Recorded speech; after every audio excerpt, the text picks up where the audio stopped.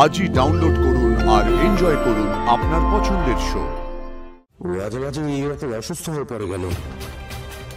রোটিদের সঙ্গে কি ওর কোনো যোগাযোগ আছে?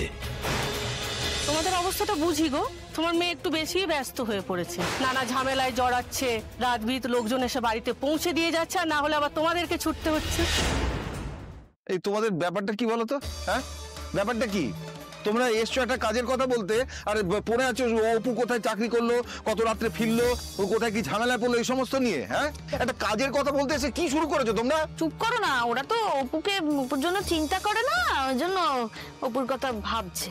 হ্যাঁ, এক পাড়ায় থাকি বলেই ভাবি, না হলে তো আমাদের কি। না না, তোমাদের অনেক কিছু, তোমাদের আলোচনার বিষয়বস্তু হলো অপু। অপু চাকরি করছে, উন্নতি করছে, এইসব দেখে না তোমাদের চোখ টাটায়। চোখ না টাটালো না, চোখে লাগে দাদা। বড় গাড়ি আসছে, বড় মানুষজন এসে বাড়িতে অপুকে পৌঁছে দিয়ে যাচ্ছে, রাত বিরিতে অফিসে ছুটছে। অপু ছাড়া বুঝি আর কেউ এরকম বড় চাকরি করে না? সব চাকরির ধরন একরকম নয়, বুঝেছো? অপু যা করে নিজের যোগ্যতায় করছে, পরিশ্রম করে, খাটে।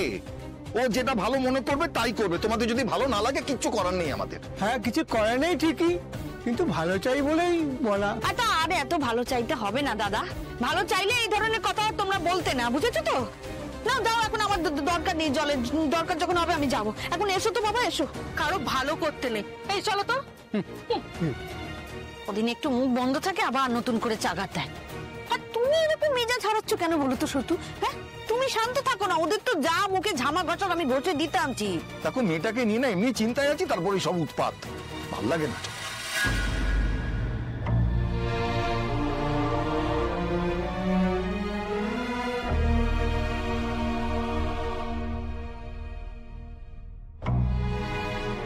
আপনি কি আমার উপর রেগে আছেন?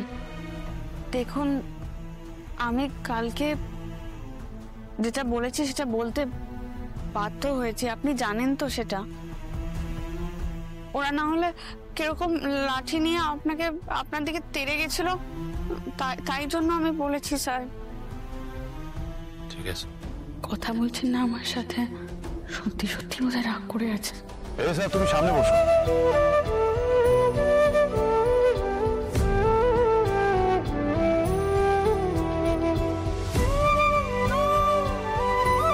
এক মিনিট।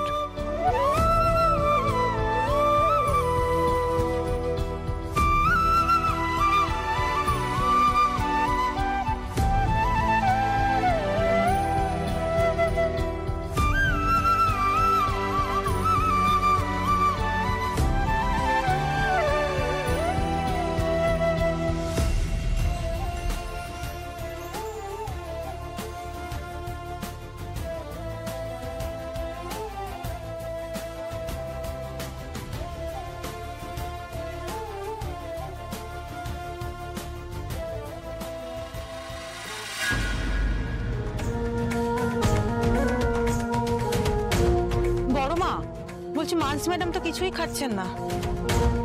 কেন রে, আবার শরীর টরীর খারাপ হলো নাকি? জানি না, বললো ইচ্ছে করছে না, তাই তো সব নিয়ে চলে এলাম। আরেকবার যাও, গিয়ে বলো আমি বলেছি খেয়ে নিতে। বলছি বড় মা, মানসি ম্যাডামের জেদ তো, খাবে না যখন বলেছে তার মানে খাবেই না। ঠিক আছে, আপনি যখন বলছেন তাহলে আমি আরেকবার যাচ্ছি। ও বড় মা, বলছি আপনার জল খাবার দেব? না, মানুষ আগে খাক, তারপর দেখা যাবে। আচ্ছা।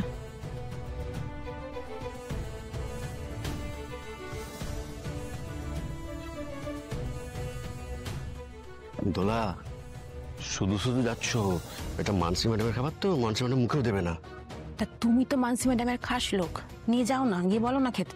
না বাবা, মানসি ম্যাডামের যা মেজাজ, তো আমি সে কারণে ধারে কাছে যাচ্ছি না।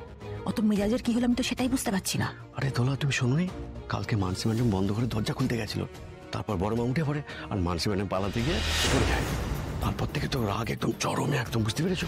এখন তো দেখলাম দিব্যি হাঁটা চলা করছে। সে করুক না, কিন্তু ওই যে তীরে গিয়ে তরি ডুবেছে, দরজা খুলতেই তো কিছু দেখতে পাইনি, তারপরে থেকে চরম রেগে আছে। তুমি তো এই বাড়িতে অনেক বছর রয়েছো, তুমি জানো উপরের ঘরে কি আছে? না, কিন্তু এই ঘর নিয়ে এত রাগ ঢাক কিসের সেটা আমারও জানার খুব ইচ্ছে। দোলা, তোমাকে তো বললাম খাবারটা নিয়ে যেতে মানুষের ঘরে, তুমি কি কথা বলছো এখানে গোপীর সাথে? গোপী, কি ব্যাপার, আমি কিছু জিজ্ঞেস করছি তো?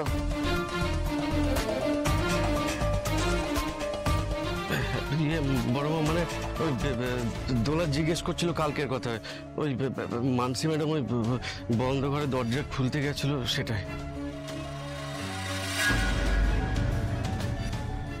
যা হয়ে গেছে, সেটা নিয়ে এত কথা বলার কি আছে? না বড় মা, ওই ঘরটা নিয়ে না সবার মধ্যে একটা ইয়ে আছে। মানে আমি এই বাড়িতে অনেক বছর ধরে কাজ করছি, কিন্তু এই বিষয় নিয়ে আমি কখনো প্রশ্ন করিনি, কিন্তু পরপর যা কিছু ঘটছে তারপর না বড় মা, আমার জানতে খুব ইচ্ছে করছে যে ওই ঘরে কি আছে। জানতে ইচ্ছে করে মানে? না বড় মা, সেদিন আর্য স্যারের ওই অফিসের মেয়েটা সিঁড়ি বেয়ে উপরে ওই ঘরের দিকে যাচ্ছিল, তারপর হঠাৎ করে ঘরের দরজাটা খুলে গেল। আমি সেটা দেখে খুব ভয় পেয়ে গেছিলাম, তাই আর কি। গোপী, এতদিন এই বাড়িতে থেকে যখন কিছু জানতে চাওনি, তখন এখন আর জানার চেষ্টা করো না গোপী। বড় মা, ওই ঘরের দিকে তাকালে না আমার কেমন ভয় ভয় করে, তারপর পরপর যা ঘটনা ঘটছে তারপর আরো বেশি ভয় করছে, তাই আর কি। এত ভয় করলে নিজের জিনিসপত্র গুছিয়ে নাও গোপী।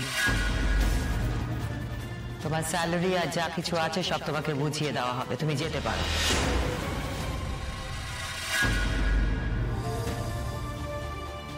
তোমার একটা খবর দেওয়া উচিত ছিল স্যার। আমরা যে কি টেনশনে ছিলাম তোমার কোনো ধারণাও নেই। সরি মীরা, খবর দেওয়ার সুযোগ পাইনি, খবর দেওয়ার মতো অবস্থায় ছিলাম না। আমরা কি রিসর্টে ফিরে যাচ্ছি? হ্যাঁ, রিসর্ট থেকে স্ট্রেট কলকাতা ফিরবো। ফিরে যাওয়ার কথা তো আজ রাতে, তাহলে কি অফসাইটের সব প্রোগ্রাম ক্যান্সেল হয়ে গেল? অফসাইটে যে আমাদের অনেক রকমের অ্যাক্টিভিটিস করার কথা ছিল সে ছিল, তারপর তোমাদের নিয়ে টেনশন করতে যেটুকু এনার্জি ছিল আমাদের মধ্যে সবটাই শেষ হয়ে গেছে গো। আর প্রত্যেকবার আমরা অফসাইট থেকে খুব ভালো মেমোরিজ নিয়ে ফিরতাম, আর এইবারটা তুমি পুরো মেমোরেবল করে দিলে। সব কিছু আমার জন্য নষ্ট হলো। আমি চাইনি কাউকে এইসবের মধ্যে জড়াতে, কিন্তু এত সব কিছু হয়ে যাবে সেটা তো আমি ভাবতেও পারিনি। আমার ওভাবে বেরোনোটা কি ভুল হলো? কিন্তু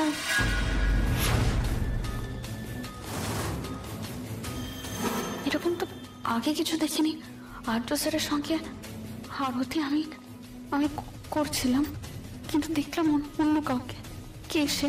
কেনই ভাই ওখানে ওরকম কিছু দেখলাম আমি? অপর্ণা, তুমি ঠিক আছো? হ্যাঁ, আমার তো কিছু। তোমার খুব জ্বর এসেছিল, হাই ফিভার, তার জন্য সেন্সলেস হয়ে গিয়েছিলে। আর ওকে? এখন আর কোনো অস্বস্তি নেই স্যার, আমি ঠিক আছি একদম।